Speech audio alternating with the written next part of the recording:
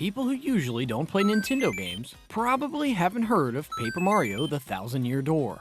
But we Mario fans know what an absolute gem this game is. If you've never played the game and are looking for a legal way to try it, you'll quickly realize it to be quite difficult. Not only is it a GameCube game from the early 2000s, which already makes it hard to purchase in a good state, but it turns out the game is pretty expensive and hard to get as well. You might be thinking, it doesn't make sense for a GameCube game to be so expensive nowadays. While it's an odd phenomenon, there's some logic to it. Paper Mario: The Thousand-Year Door only sold 2 million copies when it first came out.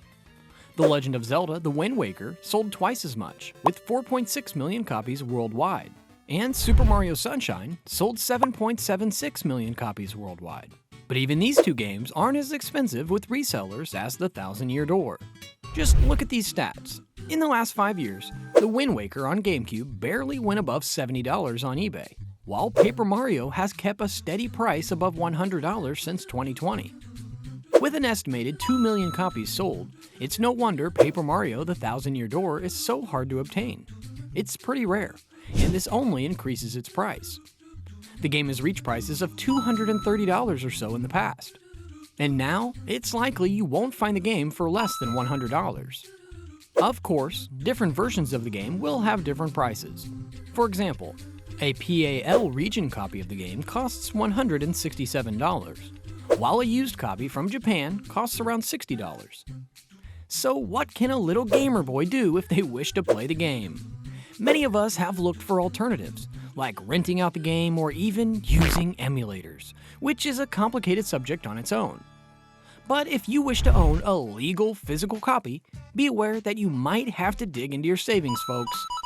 It's astonishing how one game like The Thousand-Year Door could cause such a riot with resellers and people looking to own a copy. Why is that exactly? Let's put our tiny detective hat on and get to the bottom of this. Now, you might be wondering, what's so special about this game that makes the aftermarket go all crazy? In short, it's a fan favorite.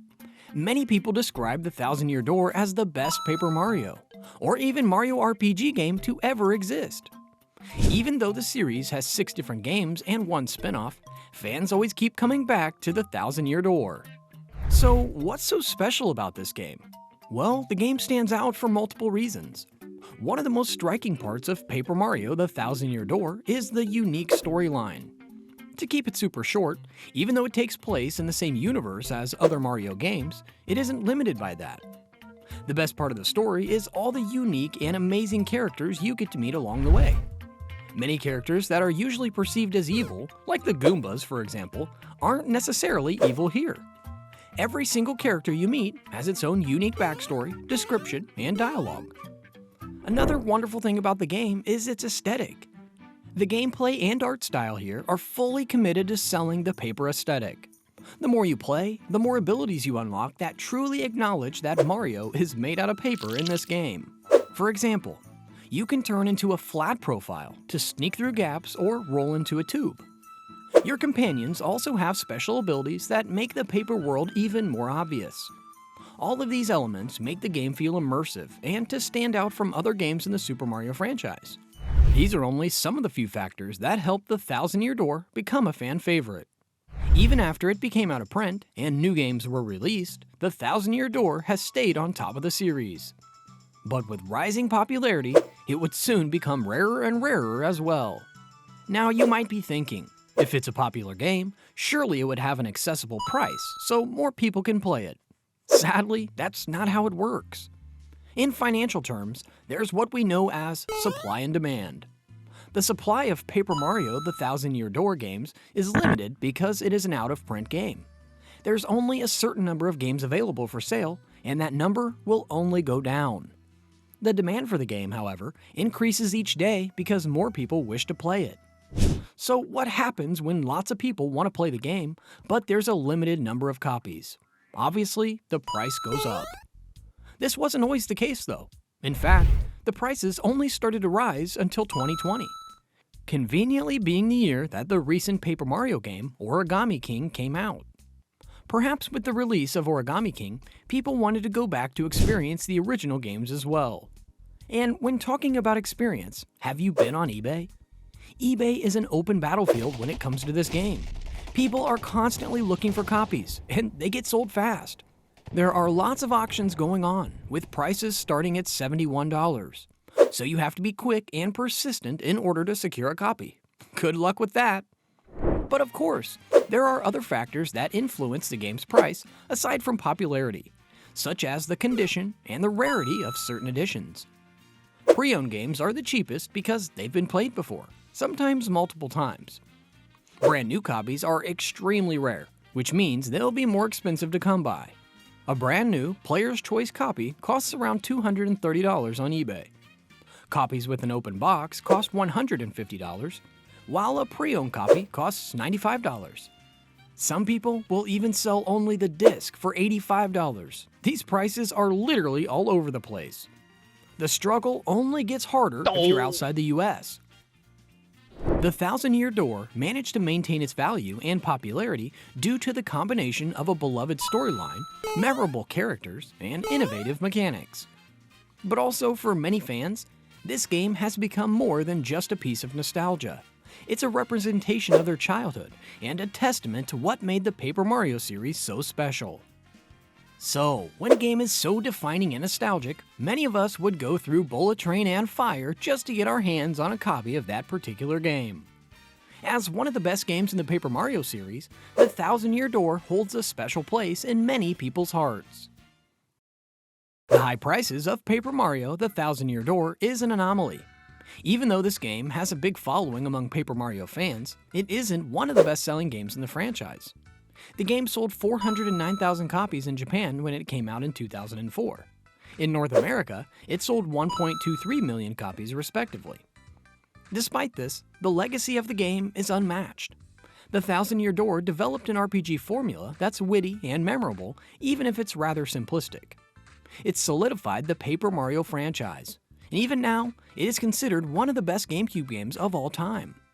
Many fans believe Paper Mario and the Thousand Year Door is the perfect game, even when compared to other highly acclaimed titles such as Metroid Prime or Resident Evil 4. Nostalgia holds a big part in the success of the game nowadays. Each year, more and more of us wish to experience older Nintendo titles from our childhoods. We all look back fondly to the games we played in our earlier years, and we hope that by playing them again, we might catch a glimpse of that happiness we once felt back in the day.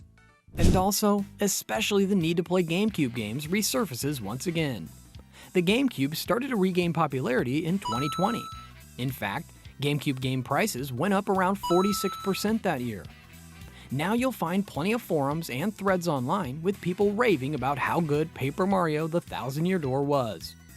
Even as more games were released in the series, people kept comparing them to the original ones, and conversations kept flowing around the game.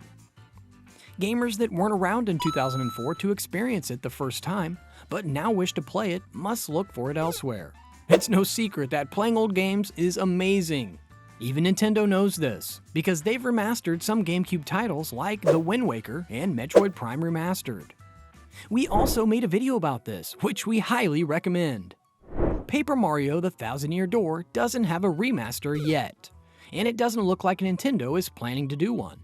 Although, rumors have recently been going around about a potential remaster. Nintendo, please make this happen! So, with the increased popularity of GameCube titles and the lack of remasters, people must turn to resellers to play them legally. There's a lot of potential in making a remaster of The Thousand Year Door. With how crazy the prices are on eBay, surely more people would pay for the game at an accessible price rather than pay $100 for a used copy. And they don't even need to make a full remaster as they did with Metroid Prime. They could easily re-release it on Nintendo Switch Online GameCube if they so please.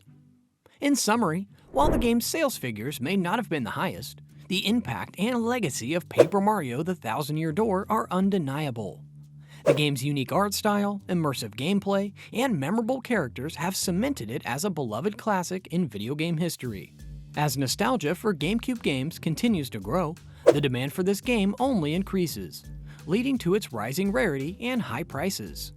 But what do you think about Paper Mario: The Thousand Year Door's rising rarity and high aftermarket prices?